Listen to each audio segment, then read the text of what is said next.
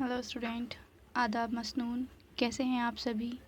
आपका हूँ मेरा उर्दू स्टडी चैनल में आने के लिए खैर मक़दम है। और आज हम पढ़ने वाले हैं वो 10th क्लास की नज़म है जो नज़ीर अकबर आबादी की नज़म है।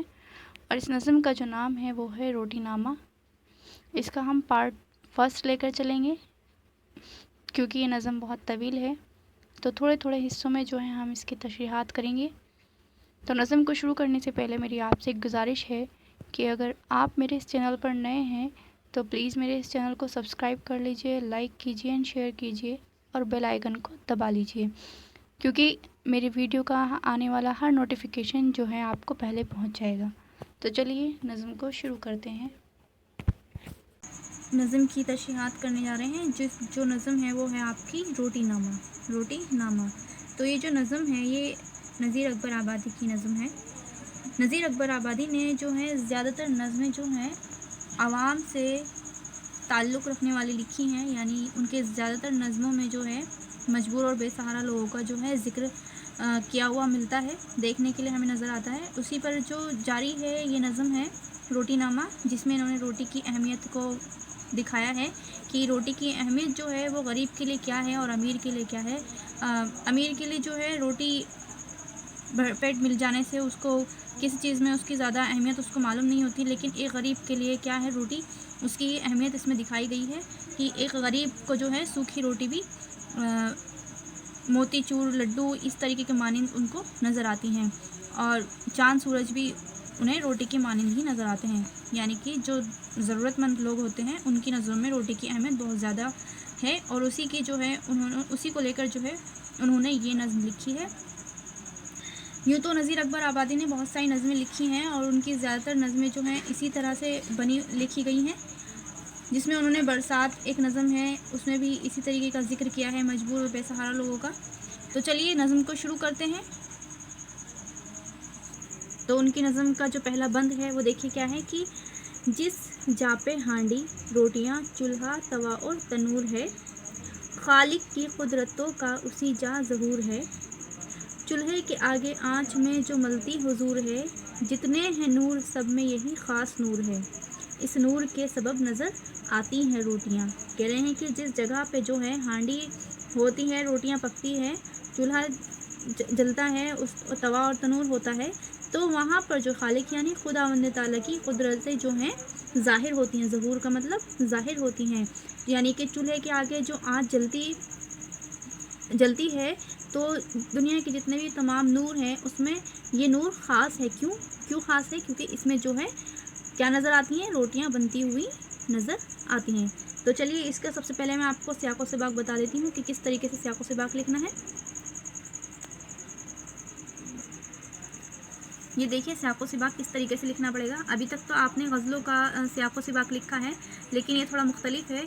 इसमें जो है आप क्योंकि एक बंद लेकर आपको ये इसकी तशरीहात करनी है, तो यहाँ पर बंद लिखेंगे।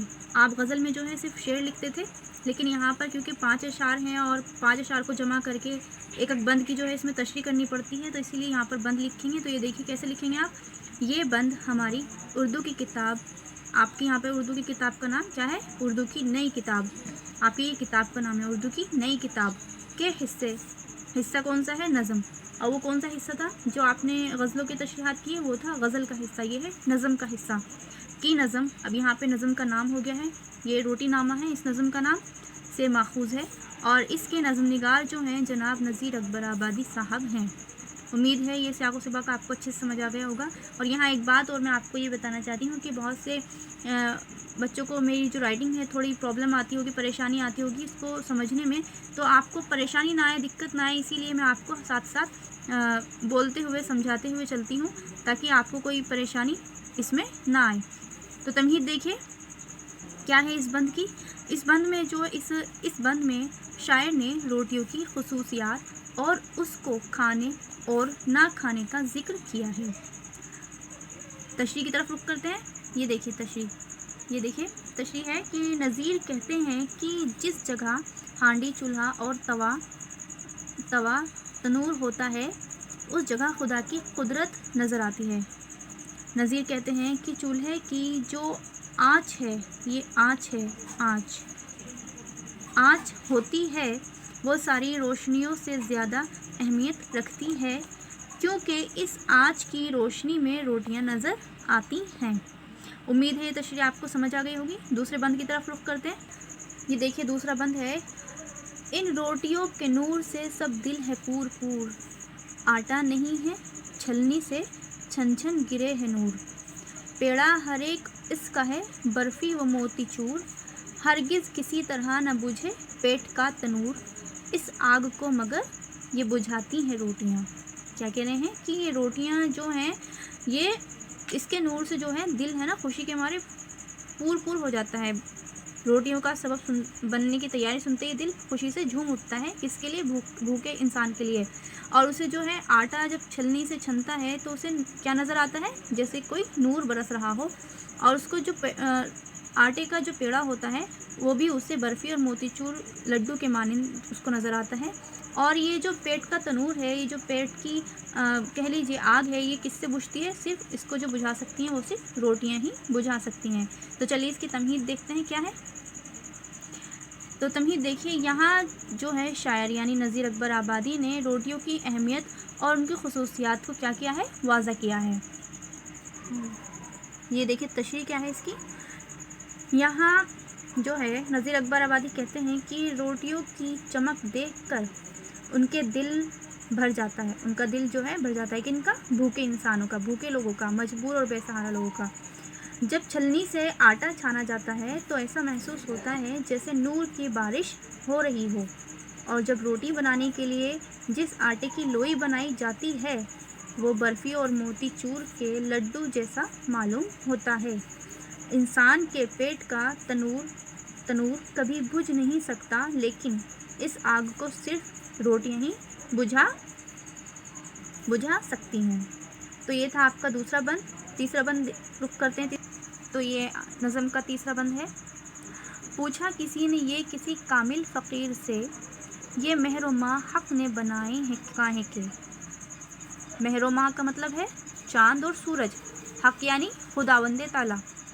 وہ سن کے بولا بابا خدا تجھ کو خیر دے، ہم تو نہ جانے چاند نہ سمجھیں سورج ہے جانتے۔ بابا ہمیں تو یہ نظر آتی ہیں روٹیاں۔ کسی نے ایک فقیر سے پوچھا کہ بابا یہ جو چاند اور سورج ہیں یہ کس نے بنائے ہیں، کس لیے بنائے ہیں؟ تو وہ فقیر اس بات کا جواب دیتا ہے کہ بھائی ہم تو یہ چاند سورج کچھ نہیں جانتے، ہمیں تو اس میں بھی کیا نظر آتی ہیں؟ روٹیاں ہی نظر آتی ہیں۔ تو تمہید میں دیکھیے کیا کہہ رہے ہیں۔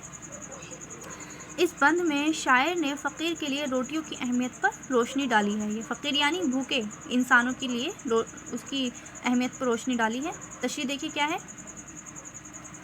شاعر کہتے ہیں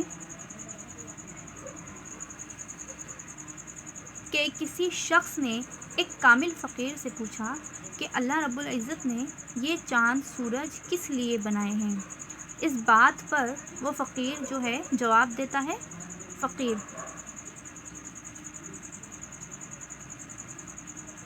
جواب دیتا ہے کہ اے بابا اللہ تجھ پر رحم فرمائے کہ ہم تو نہ سورج کو جانتے ہیں اور نہ چاند کو، ہمیں تو صرف ہر جگہ کیا ہے؟ روٹیاں ہی روٹیاں جو ہیں نظر آتی ہیں۔ تو یہ تھا نذیر اکبر آبادی کی نظم کے 3 بند، اور کیونکہ ان کی نظم جو ہے بہت طویل ہے اسی لیے ہم تھوڑے بند لے کر چلیں گے۔ امید ہے یہ تینوں بند آپ کو اچھے سے سمجھ آ گئے ہوں گے۔ تو چلیے ملتے ہیں اگلے پارٹ کے ساتھ نذیر اکبر آبادی کے دوسرے، ابھی یہ فرسٹ پارٹ تھا، تو دوسرے پارٹ کے ساتھ ملتے ہیں۔ تب تک کے لیے خدا حافظ۔